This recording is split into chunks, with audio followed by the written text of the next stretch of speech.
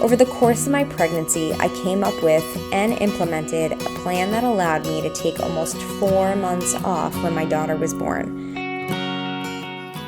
Hello, and welcome back to the Blissful Mompreneur podcast. I'm your host, Christina Hall, and I am so grateful you are here today. I am on a mission to help mompreneurs or female entrepreneurs who hope to be moms in the future systemize and scale their businesses to beat overwhelm and reclaim their time.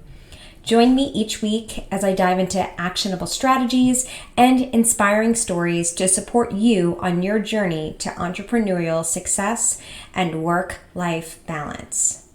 This episode kicks off a multi-part series on how to baby-proof your small business so you could take precious time off to be with your newborn. When I was pregnant with my daughter, I was working over 60 hours per week and still handling almost everything myself. My business was my world. I often said that my business was my first baby.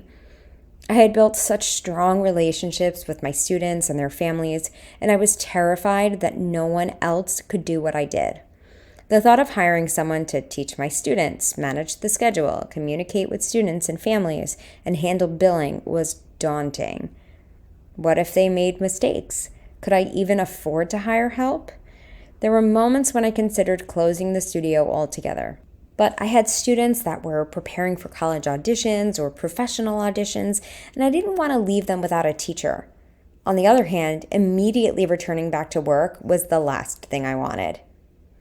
Over the course of my pregnancy, I came up with and implemented a plan that allowed me to take almost 4 months off when my daughter was born. And my business not only survived, but it thrived in my absence.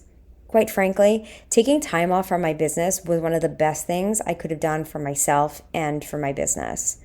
It allowed me to see that my business could in fact operate without me, and I have the freedom to choose what I do and how involved I want to be, which is an amazing place to be in when raising young children. Throughout the series, I'm going to share how I came up with my plan while also sprinkling in lessons that I learned along the way. My hope is that my story will both inspire and help you come up with a plan so that you can take time off with your newborn while your business continues to run smoothly. Let's dive in. The first step in coming up with a maternity leave plan is deciding how much time you would like to take off.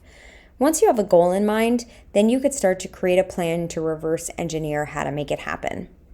When would you like to stop working? Do you want to work until the day you give birth? I stopped teaching 1 week before I gave birth because I wanted a little bit of time to get things ready before the baby arrived. And I wanted to have a buffer in case she came early. I was nervous that I might go into labor while teaching and wanted to avoid that. Here are some additional things to consider. Start by thinking about your personal needs. How much time would you like to recover physically after the baby's born?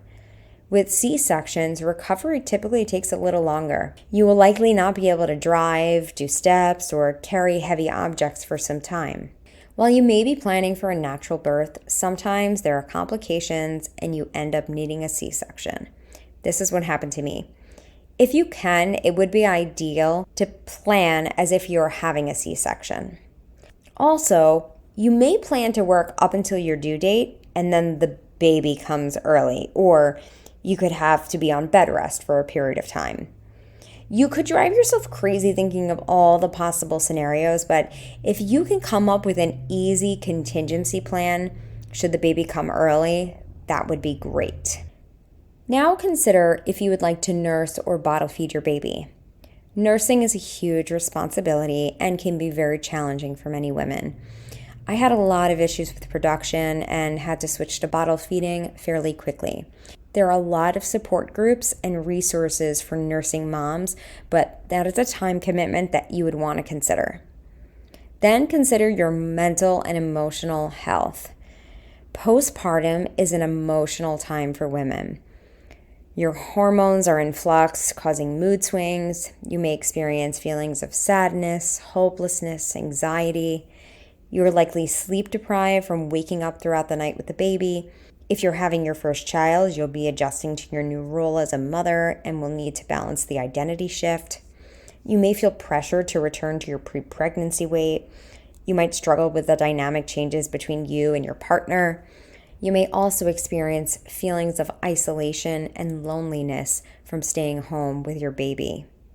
Having some extra time to seek help or adjust to all these changes can be so helpful during this transition period. Now consider how much uninterrupted time you want with your baby. The 4th trimester is the 3 months following the birth of your baby, and it's the optimal time to bond with your baby. Your baby is adjusting to life outside the womb. They are seeking comfort, warmth, and familiarity, which they get from close contact with you. Their brain undergoes rapid development during this period, and physical contact and caregiving promote that healthy development of their brain and cognitive skills. They learn to trust and feel secure when their needs are consistently met. This trust forms the foundation for their future emotional and social development. Holding your baby close, especially through skin-to-skin contact, regulates the baby's temperature, heart rate, and breathing, promoting overall well-being. Physical closeness stimulates the release of oxytocin, also known as the love hormone. Oxytocin promotes feelings of love, bonding, and well-being for both you and your baby. Consistently responding to your baby's needs fosters a secure attachment. Securely attached babies feel safe and are more likely to explore their environment, knowing they have a reliable caregiver to return to.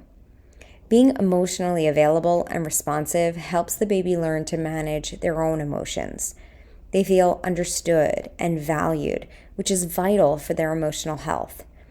The 4th trimester is filled with unique and precious moments that are irreplaceable. Bonding during this time creates lasting memories and a strong foundation for your relationship with your child. Spending time with your newborn allows you to become more attuned to their cues and needs, building your confidence in your parenting abilities. Essentially, there are countless benefits to spending quality time with your newborn during the 4th trimester. Decide how much of that you want before you return to work. Once you have considered your personal needs, then you're going to want to think about the needs of your business. What kind of impact will your absence have on your business? Are there key periods or seasons in your business?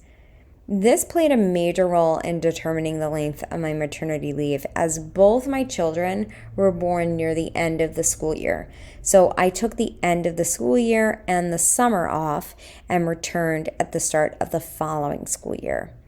It was a natural point to return to teaching. Plus, the summer has always been a slow time.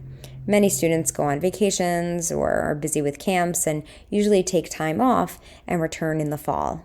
While revenue was lower in the summer, I didn't have to hire as many new team members, and I didn't have to worry about planning major events such as recitals. Hopefully, as you're listening to this, your wheels are turning and you're exploring all the possibilities. Depending on your preferred method, you could journal about all of these things, call up a friend, or talk it over with your partner. You may be worrying about the financial implications of taking time off, and that is a valid concern. But I assure you, in the next episode, I will help you gain clarity on your financial situation and come up with a financial plan to make your dream a reality. But before you can do that, you have to get clear on how much time you want to take off. Take the next week to get clear, and then be sure to tune in next week for the next episode in this series. And if you have any questions, DM me at the Blissful Mompreneur on Instagram. There is no catch or a sales pitch. I genuinely want to help, and it helps me better understand your struggles so that I can create content that addresses your unique needs. Thank you so much for tuning in to today's episode of the Blissful Mompreneur podcast. I hope you found the episode valuable and inspiring. Remember, you have the power to step off the hamster wheel, reclaim your time, and find balance in your life. If you enjoyed today's episode, please subscribe to my channel, Click the notification bell and leave a comment below letting me know your biggest takeaway. Your feedback helps me continue to provide valuable content to mompreneurs like you. Until next time, keep pursuing your dreams, finding joy in the journey, and creating a life and business you love. Take care, and I'll see you in the next video.